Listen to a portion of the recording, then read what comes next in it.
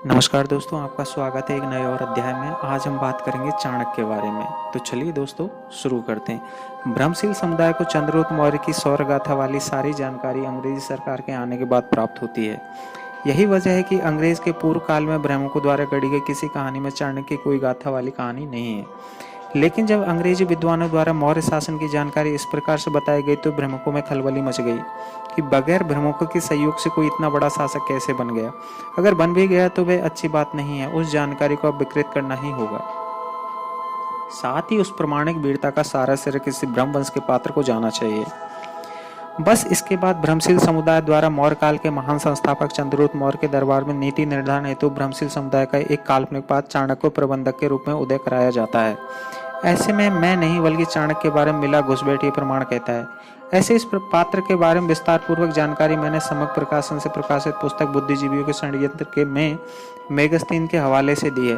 दोस्तों, यहाँ पर एक चीज और है आपके सामने। बुद्धिजीवियों के षड्यंत्र पुस्तक का पूरा ऑडियो फॉर्मेट मैंने मेरे चैनल पर डाल रखा है, आप कृपया वहां पर जाके उसको देख सकते हैं। लिंक आपको डिस्क्रिप्शन में मिल जाएगी, जिसे आप लोग देख सकते हैं। फिर भी कुछ बातों पर यहाँ भी चर्चा करेंगे। ऐसे ब्रह्मशीलों की यह पुरानी आदत रही है कि उसके समुदाय की 8वीं शताब्दी से पूर्व जो भी गपोड़ी प्रसिद्धि है वह सब घुसपैठ द्वारा ही निर्मित है। दूसरे राजपूत और मुगल काल के दरबार में रहे ब्रह्मभाट दरबारियों की प्रसिद्धि जग जाहिर है। इसमें भी ब्रह्मों की सबसे बड़ी व्याख्यात गुणवत्ता अकबर के दरबार में रहे नवरत्नों में बीरबल, टोडरमल तथा टोडरमल के परम मित्र तुलसीदास के बारे में जग जाहिर है। प्रमाणिक तौर पर 8वीं-9वीं शताब्दी से पूर्व भारत में जब किसी जातियों को उदय ही नहीं हुआ था तो फिर ब्रह्मों का जन्म भी होने का सवाल ही नहीं। इसी सच्चाई को जुटलाने हेतु भ्रमिक समुदाय अपने काल्पनिक पूर्वजों को समय समय पर 8वीं शताब्दी से पूर्व में जाकर पुस्तकों के माध्यम से पैदा करते रहते हैं। ऐसा भ्रम फैलाने से ब्रह्मशील समुदाय को एक साथ दो बातों का लाभ होता है। पहला लाभ तो यह होता है कि 8वीं-9वीं शताब्दी के बाद जन्म लेने वाला भ्रमिक समुदाय के जाति वर्ण का सगा संबंधी पूर्व की समग्र संस्कृति में जाकर प्रत्यारोपित हो जाता है। और भ्रमों को दूसरा लाभ यह होता है कि समग्र संस्कृति मौर्य वंश के जैसे अन्य बलशाली सम्राटों के पल्लू में छुपकर यह समुदाय अपनी झूठी गुणवत्ता को दिखा देता है, जबकि दोनों तथ्य तर्क संगत नहीं है। इसलिए तर्क की कसौटी पर इन जाल फरेबों की कोई भी कसेगा तो धूर्तों द्वारा निर्मित भ्रम का पुलंदा आसानी से दिख जाएगा। चाणक्य पर निर्मित भ्रम का पुलंदा देखते हैं। भ्रमबाजों ने अपनी गपोड़ता वाली आदत की वजह से चाणक्य का इतना बखान कर दिया है कि आज वहीं इसके गले का फांस बन गया है। जैसे चाणक्य द्वारा चाणक्य नीति और चाणक्य अर्थशास्त्र की जानकारी को काफी प्रमुखता से जग जाहिर करना, अब इस बात की जानकारी तो सभी को है कि चंद्रगुप्त मौर्य और उस समय के रहे अन्य सम्राटों का सभी विद्वानों वाली लिखी जानकारी खुदाई से मिली है। साथ ही उस खुदाई में जो भी लिखित साक्ष्य मिला है वह सारा लिखा हुआ पत्थरों पर मिला है। इस बात से आप सब लोग सहमत हैं कि मौर्य काल का सारा लिखित अभिलेख शिला पर मिला है। फिर चाणक्य का लिखित ज्ञान शिलापट पर कब और कहां से मिला है, इसकी भी जानकारी दी जाए। यह बात पूरे विश्व को मालूम है कि भारत में ईसवी सन से पूर्व जिस किसी ने भी कुछ भी लिखा वह सभी लिखावट शिलाओं पर और धम्बलिपि में लिखा हुआ मिला है। फिर चाणक्य नीति और चाणक्य का लिखा हुआ अर्थशास्त्र शिलाओं पर पूर्व वाली भाषा स्वरूप में आज तक क्यों नहीं मिला? क्या चाणक्य उस समय कोई अववाद व्यक्ति था जो अपने भ्रमों को समुदाय के अलौकिक शक्ति का प्रयोग करते हुए शिलाओं की जगह सीधे ईसा के बाद के बने कागज और ईसावाद की विकसित नागरी लिपि द्वारा लेखन कार्य करने लगा था? बात यह है कि ब्राह्मणों पर कभी कभी सस्ते नशे का प्रभाव गजब का चढ़ता है। आखिर नशा का प्रभाव नहीं हुआ तो फिर गपोड़ियों को बिना पुरातात्विक साक्ष्य के चाणक्य की जानकारी कैसे हुई? आज समग्र मौर्य वंश के कार्यकाल के जितने भी अभिलेख शिलालेख पर मिले, उन शिलालेखों में किसी चाणक्य की कोई चर्चा नहीं मिलती है। अगर उन शिलालेखों में चाणक्य की कुछ चर्चा नहीं हुई तो इस स्पष्ट हो जाता है कि चाणक्य नाम के पात्र को बाद में प्रत्यारोपित अर्थात इम्प्लांट करते हुए भ्रम का पुलिंदा बनाया गया। ऊपर मैंने भ्रमों की सलाह भी दी गई है कि तुम लोग दूरदर्शन के माध्यम से ईश्वर की खोज की जगह पर अभिलेखों की खोज के नाम का एक धारावाहिक बनाओ। उस चाणक्य के द्वारा लिखित शिलालेखों को शामिल कर लेना ताकि चाणक्य के द्वारा लिखित अभिलेख की सच्चाई आज सभी लोगों के बीच में आ जाए, जिससे सभी के दिमाग में चाणक्य लीला की सच्चाई का पता चल जाए। उम्मीद करता हूँ कि आप लोग भ्रमों को एक गपोड़ लीला समझ गए होंगे। फिर भी एक बात की जानकारी दे दूं कि अंग्रेजी सरकार में मिले पुरातात्विक साक्ष्यों के आधार पर जब मौर्य वंश की महानता बताई गई थी तो अंग्रेजी काल में भ्रमिक समुदाय को अपनी गपोड़ ज्ञान पर कुंठा महसूस होने लगी होगी। उस कुंठा से बचने का एक ही उपाय था कि एक नई भ्रमपूर्ण कहानी के पुलिंदे को जन्म देना, जिसे मौर्य काल का सारा श्रेय उनके अपने सिर पर आ जाता है। ऐसे भ्रमिक समुदाय के अंदर यह गुण जमजात देखने को मिलता है। भ्रमिक समुदाय को जब किसी भी काल या घटना में अपने आप को स्थापित करना होता है तो पहले सबसे पहले एक लेखक का नाम तय किया जाता है। जिस लेखक का नाम कल्पना द्वारा तय होता है उस लेखक का वास्तविक जीवन से कोई दूर का संबंध भी नहीं होता है। अब खेल का दूसरा पहलू शुरू होता है कि पूर्व काल के किसी महत्वपूर्ण वंश की जानकारी वाली पुस्तक या बौद्ध जातक कथाओं से युक्त कोई भाग को लेकर एक पुस्तक की रचना होती है। अब उस रचना में जिस पात्र या जिस किसी विषय को स्थापित करना होता है उससे संबंधित उस समय के पात्रों को या वैसे विषय को 2 शब्द वर्णन कर दिया जाता है और आगे यह पुस्तक एक स्रोत का काम करना शुरू कर देती है। भ्रमकों द्वारा अभी तक जितनी भी कहानियां बनाई गई हैं सभी में इस प्रकार के मिथ्या विषय या मिथ्या पात्र का मिथ्या युग का निर्माण करते हुए भ्रम का पुलिंदा तैयार किया गया है। चाणक्य नाम के किरदार को मौर्य दरबार में बैठाने हेतु 2 अज्ञात व्यक्तियों द्वारा अज्ञात काल में जाकर 2 पुस्तकों का लेखन होता है, जिसमें एक पुस्तक का नाम महावंश और दूसरे का नाम मुद्रा राक्षस। अब जो पहली पुस्तक महावंश है उस महावंश पुस्तक का प्रथम लेखन किस काल में हुआ और उसका लेखन कौन था, इसकी सही पुष्टि करने वाला आज तक कोई नहीं है। इस महावंश पर गौर करें तो पाएंगे कि इसमें सम्राट बिंबिसार से लेकर गुप्त शासक तक का वर्णन किया गया। इस पुस्तक में सम्यक संस्कृति में रहे सभी सम्राटों और मारदाता का कार्य वर्णन चमत्कार्य को विकृत करते हुए दिखाया गया है।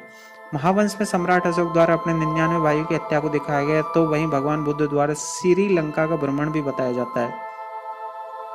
आखिर इस पुस्तक में पुरातात्विक साक्ष्यों को विपरीत इतनी बड़ी छेड़छाड़ किस आधार पर की गई, इसका कोई प्रमाणिक आधार नहीं दिया जाता है। जिस कालखंड के बारे में इसमें चर्चा की गई उसमें यही प्रतीत होता है कि इसका लेखन गुप्त काल के बाद ही कभी हुआ होगा। इसके लेखन काल का अनुमान जो भी लगाया जा रहा है उसके अनुसार उस समय देश में हर्षवर्धन वंश का पाल वंश का शासन था और साथ में ही उस समय देश में अनेक शिक्षण संस्थान भी कार्यरत थे, जिस वजह से आज गुप्त काल और अनेक शिक्षण संस्थानों में काफी लिखित साक्ष्य मिला है, लेकिन वह सभी साक्ष्य जमीन के अंदर खुदाई में मिले हैं। फिर महावंश पुस्तक की जानकारी किस खनन से हुई है आज तक किसी को नहीं मालूम। सबसे मजे की बात यह है कि गुप्त काल, वर्धन काल, पाल काल या उस समय के शिक्षण संस्थानों का सभी लेखन ताम्रपत्र ताड़पत्र के साथ धम्मलिपि की वर्णमाला में है, लेकिन गपोड़ियों द्वारा चाणक्य को स्थापित करने हेतु लिखी गई महावंश पुस्तक पर कागज पर है। फिर तो पक्के तौर पर कहा जा सकता है कि महावंश नाम की पुस्तक का लेखन का समय 9वीं और 10वीं शताब्दी की बात का है। महावंश वस्तुतः श्रीलंका से जोड़कर लिखी गई पुस्तक है। इस पुस्तक के मूल लेखक कौन है इस बात की जानकारी आज तक किसी को नहीं है, लेकिन इस पुस्तक का अनुवाद करते हुए पुनः 1942 ईस्वी में हिंदी साहित्य सम्मेलन उत्तर प्रदेश के सहयोग से प्रकाशन बनते हुए पोद्दार प्रसाद गौड़ कायस्थ पाठशाला प्रेस द्वारा मुद्रित करवाया गया था। इस पुस्तक पर अनुवादक के रूप में भदंत आनंद कौशलायन का नाम लिखा हुआ है। यहाँ आनंद कौशलायन सिर्फ अनुवादक की भूमिका में है। पुस्तक के अंदर लिखी किसी विषय वस्तु से उसका कोई लेना देना नहीं है। लगता है कि किसी साजिश के तहत भदंत आनंद कौशलायन जी ने यह अनुवाद करवाया गया है। यह कहानी को समझें। बृहद पैमाने पर उत्खनन के बाद 19वीं शताब्दी में अंग्रेजी विद्वान द्वारा पाषाण काल, सिंधु काल, मौर्य काल और गुप्त काल की जानकारी मिलती है, जिसमें मुख्य रूप से मौर्य काल में बृहद भारत और उत्कृष्ट सम्राट की जानकारी प्राप्त होती है। उसके बाद तो देश के ब्रह्म भाटों में पेट में गुड़गुड़ी चालू हो जाती है। फिर शुरू होती है एक नई कहानी का लेखन करते हुए भ्रम का पुलिंदा बनाने का, जो आज आपके सामने है। आखिर इतना बड़ा भ्रम का पुलिंदा दूसरी पुस्तक मुद्रा राक्षस है, उसमें भी भ्रम का पुलिंदा देख लेते हैं। मुद्रा राक्षस में मूल लेखक का नाम विशाखदत्त अंकित है, जो एक संस्कृत भाषा के नाटक के स्वरूप में अंकित है, लेकिन विशाखदत्त द्वारा लिखित मूल रचना की पांडुलिपि अभी तक मिली नहीं है। दूसरी सबसे अहम बात यह है कि इस पुस्तक की जन्म तिथि और जन्म स्थान कहाँ है इसकी जानकारी अभी तक किसी को नहीं है। इस लेखक के अनेक पुस्तक मुद्रा राक्षस में लिखित जानकारी कैसे प्राप्त किया इसके बारे में भी कुछ नहीं लिखा है। आखिर क्यों? क्योंकि मौर्य काल की सारी जानकारी अंग्रेज विद्वान ने उत्खनन करने के बाद जाना था। इस नाट्य पुस्तक मुद्रा राक्षस को 1850 ईस्वी में भारतेंदु हरिश्चंद्र द्वारा अनुवादित किया गया था। जिस अनुवादित नाट्य पुस्तक में अंग्रेज विद्वान द्वारा दी गई जानकारी का कुछ अंश और स्थापित करने वाले पात्र चाणक्य के बारे में 2 शब्द वर्णित थे। बस यहीं से शुरू होता है काल्पनिक पात्र भ्रम का पुलिंदा बनाना।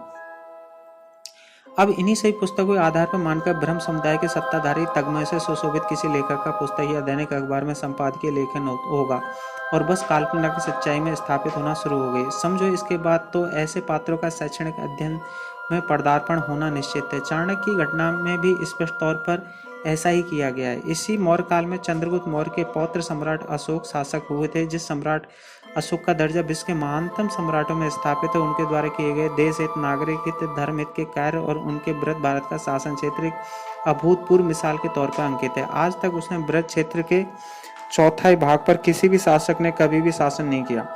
महान चक्रवर्ती सम्राट अशोक अपने द्वारा किए गए सभी कार्यों को अपने नाम से लिपिबद्ध करते थे। अगर सम्राट अशोक ऐसा नहीं करते तो शायद आज का भ्रमिक संगठन उस कार्य को अपने काल्पनिक पूर्वजों के नाम करने में कोई कसर नहीं छोड़ा। लेकिन इस बीच सबसे ज्यादा आश्चर्य तब होता है कि इतना महान सम्राट होने के बाद भी उन्होंने अपने लेखन हेतु सिर्फ शिला का प्रयोग किया था। लेकिन इससे पूर्व में ब्रह्मिक वंश का पाणिनि और चाणक्य ने अपनी जानकारी कागज पर लिखा था। क्या उस समय कागज का आविष्कार हो गया था या ब्रह्मकों द्वारा निर्मित कागज के फूलों से आप लोगों को सुगंध आने लगी थी? खैर, आप लोग कागज के बने बनावटी फूलों से सुगंध का मजा लीजिए, लेकिन सम्राट अशोक या इसके पूर्व में जो भी लोग अपनी बातों को लिपिबद्ध किए थे, आज उन्हीं सभी लिखित साक्ष्य लाकर मिलते हैं, जिसको कोई चाहकर भी इनकार नहीं कर सकता। यहाँ पर दोस्तों सोचने वाली बात है, और यहाँ पर आपको मैं आगे भी चाणक्य के बारे में और भी चीज़ें लेके आऊँगा। तो मिलते हैं एक और दूसरे वीडियो।